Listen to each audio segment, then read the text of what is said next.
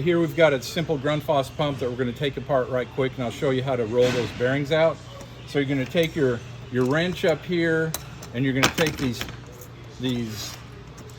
top bolts out. It's a 1/2-inch wrench. They come out fairly easily. If you need to back it up with a screwdriver in here so that you can turn against it with the wrench, you just do that. These come out very easily. This top piece comes off. The check valve seat comes off, and you're going to be left with this assembly right here. So you've got the top bolt, the top nut that has to come off, and you have to back it up. So you take your channel locks to back this off, take your 1/2-inch wrench and loosen this thing up to take this thing apart. You can set it back on here just to have a stand to hold it on. This will unscrew, and you take those two pieces out like that. The first stage will come out, and each stage on your 11-stage pump is going to have an impeller and a Teflon fitted stage. They go in like this, and what you're seeing is this right here is the ID of this is too small, so the hub of the impeller is catching on it and causing it to be hard.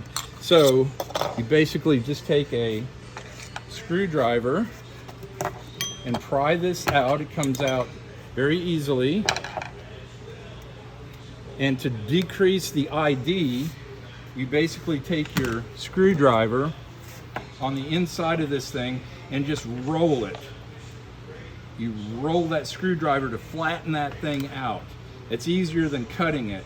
So you just roll that thing where this thing will flatten out, just back and forth until it pops right back in like that.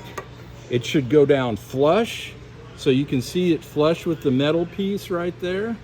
That way you know it's seated right. This should go in very easily, and it should spin with your fingers. This thing should just spin with your fingers. If it doesn't spin with your fingers, then it needs to be rolled out some more. So we're going to do that on each of the 11 stages, and we're going to put it back together. When we go to put it back together, you're going to set it back on the motor itself.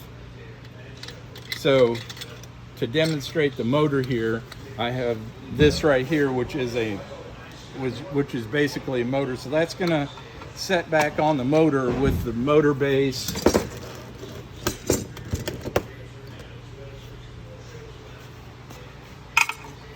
Like this.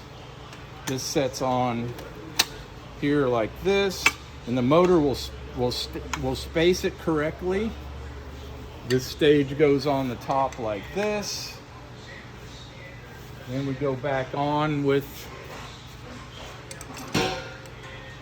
thread it back together, back the motor up, make sure the motor make sure the motor shaft down here doesn't turn when you're tightening this nut. So just reach in there with your channel lock again and hold that shaft from spinning. Make sure that these two slots are lined up with this cable guard. Hole right here, two slots lined up with this. Put your bolts back on, and you're back together.